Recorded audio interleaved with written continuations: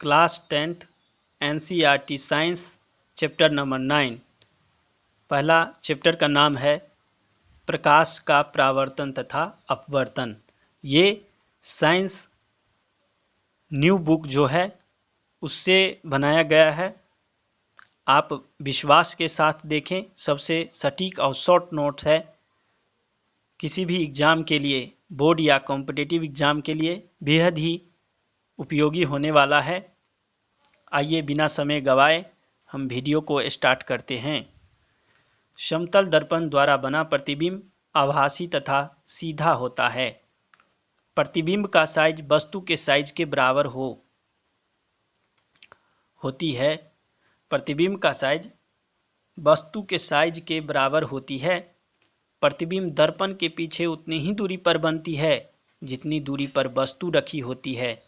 यानी समतल दर्पण में प्रतिबिंब का साइज और वस्तु के साइज के बराबर होता है। प्रतिबिंब का साइज वस्तु के साइज के बराबर होता है और प्रतिबिंब दर्पण के उतने ही दूरी पर बनता है जितनी दूरी पर वस्तु रखी होती है। अवतल दर्पण का फिगर इस प्रकार का है और उत्तल दर्पण का फिगर इस प्रकार का है। उत्तल दर्पण का फिगर जिसे कॉन्वेक्स कहते हैं और अवतल को कॉनकेव कहते हैं। मैंने ये मिरर के लिए है, जबकि लेंस के लिए इसका अपोजिट हो जाता है। लेंस के लिए अवतल में इससे ठीक अपोजिट हो जाएगा, उत्तल के लिए ये हो जाएगा और अवतल के लिए ये हो जाएगा।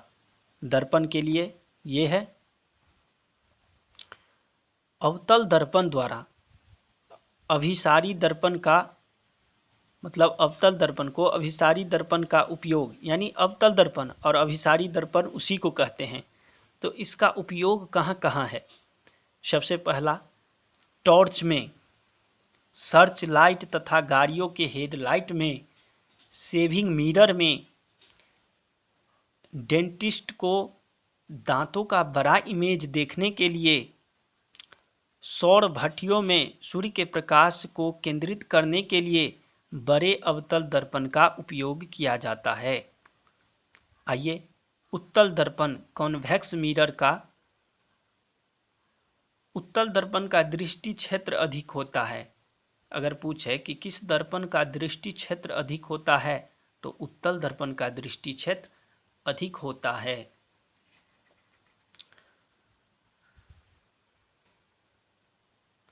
जब प्रकाश यानी प्रकाश जब एक माध्यम से दूसरे माध्यम में जाती है तो कौन सी घटना घटती है?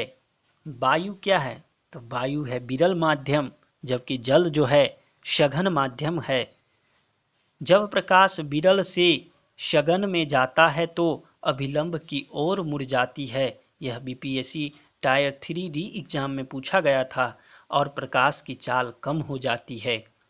यानी जब प्रकाश विरल से यानी वायु से सघन में जाती है तो अभिलंब की ओर मुड़ जाती है। यानी वायु से जब कांच में जाएगी या जल में जाएगी तो क्या होगा? तो प्रकाश की चाल कम हो जाएगी और जब ही प्रकाश की चाल कम होगी तो वह अभिलंब की ओर मुड़ जाएगी। आइए आगे क्या देखते हैं। जब प्रकाश सघन से विरल में जाएगी, इसकी अपोजिट, जब सघन से विरल में जाता है तो स्पीड अधिक हो जाता है। यानी सघन क्या? सघन मतलब जल। जल से जब वायु में जाएगा तो इसका स्पीड बढ़ जाएगा और जब ये स्पीड बढ़ेगा तो यह अभिलंब से दूर चला जाएगा। प्रकाश के अपवर्तन के कारण क्या क्या होता है? तो प्रकाश के अपवर्तन के कारण पानी से भरी टैंक, ताल या पोखर की तल्ली ऊपर उठी हुई प्रतीत होती है। आप बाल्टीन में पानी भर दीजिए और उसकी तल्ली को झांकिए तो यह अपने वास्तविक स्थिति।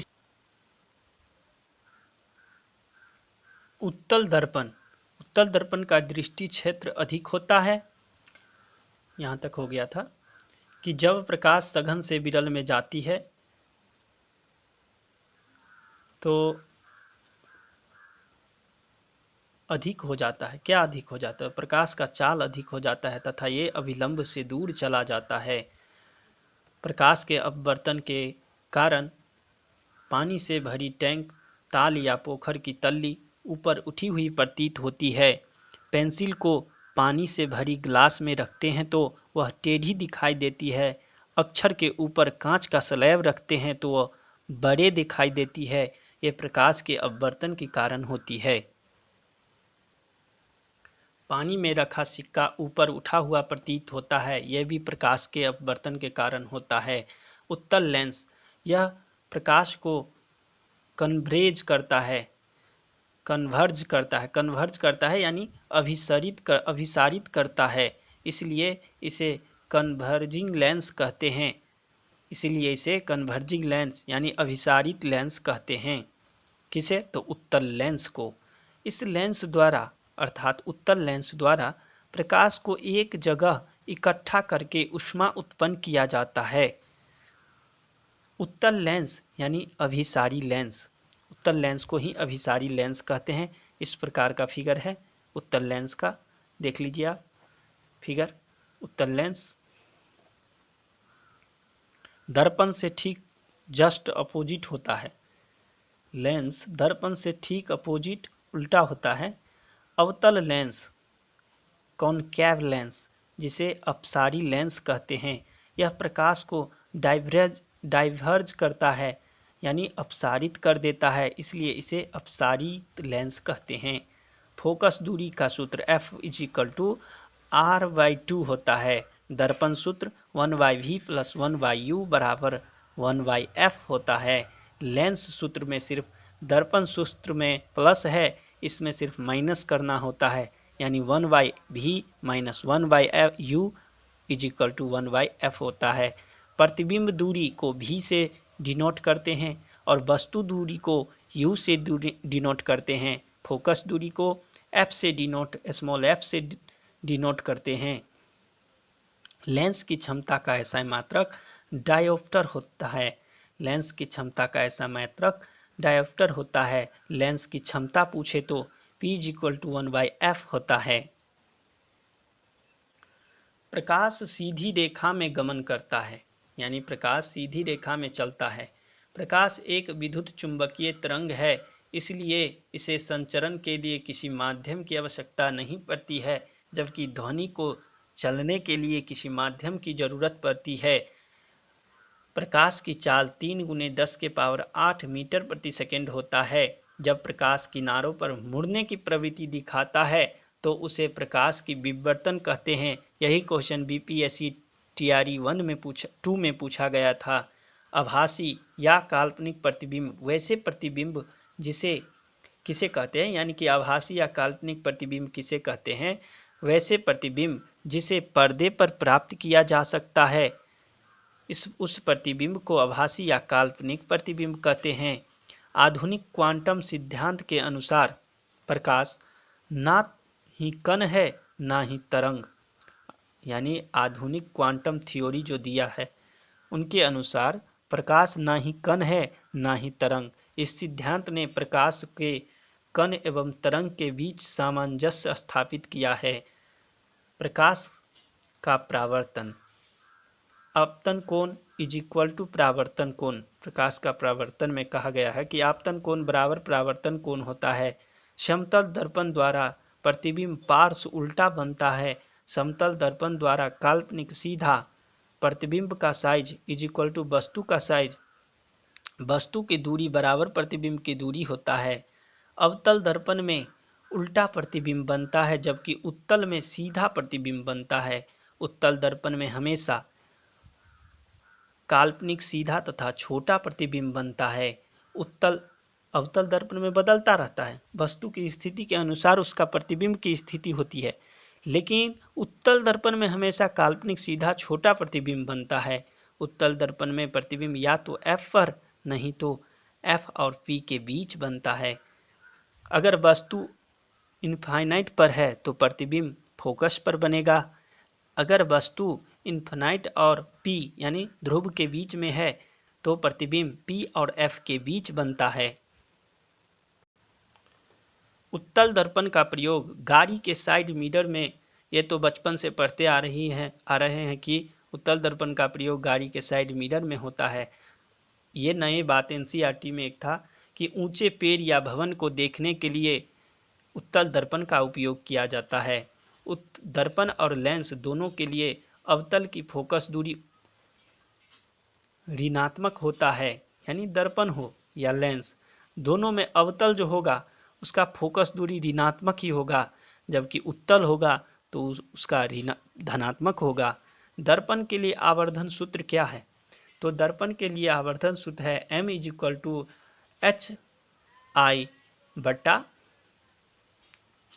hi का मतलब है height of image by ho, यानी हाइट ऑफ ऑब्जेक्ट, यानी प्रतिबिंब की ऊंचाई बटा बिंब की ऊंचाई, उसे ही शॉर्ट में hi और ho लिखा गया है। फिर -v/u है। दर्पण के लिए आवर्धन सूत्र में अगर v/u के फॉर्म में हो तो माइनस में v/u है। आवर्धन m = अगर आवर्धन का मान 1 के बराबर है तो पूछेगा प्रतिबिंब का साइज कितना होगा, तो प्रतिबिंब समान होगा। अगर m आवर्धन का मान 1 से कम है तो क्या होगा, प्रतिबिंब उल्टा होगा। अगर आवर्धन का मान 1 से अधिक है तो प्रतिबिंब कैसा होगा, तो प्रतिबिंब बड़ा होगा। प्रकाश का अपवर्तन प्रकाश के चाल से परिवर्तन के कारण होता है। प्रकाश के चाल में परिवर्तन, अगर कोई पूछे कि प्रकाश का अपवर्तन क्यों होता है, तो प्रकाश का अपवर्तन प्रकाश के चाल में परिवर्तन के कारण होता है। स्नेल क्या कहा, तो स्नेल एक अपवर्तन का नियम दिया। तो स्नेल का अपवर्तन का नियम कहता है कि आपतन कोण की जय, यानी साइन ई बाय अपवर्तन कोण की जय, उसे ही संक्षेप में लिखा गया है sine I by sine R स्थिरांक, उसे ही स्नेल का अपवर्तन नियम कहते हैं। एनसीईआरटी में काफ़ी डिटेल में दिया गया है, हमने शॉर्ट करके लिखा है।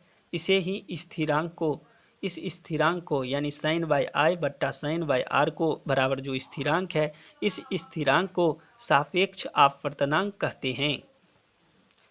लेंस का आवर्धन m = v/u होता है, या उसे ही हाइट ऑफ इमेज बट्टा हाइट ऑफ ऑब्जेक्ट कहते हैं। धन्यवाद। यह एनसीईआरटी क्लास 10th का चैप्टर नंबर 9 का शॉर्ट नोट्स है, आप देखें और बेहद ही उपयोगी है किसी भी एग्जामिनेशन के लिए। धन्यवाद।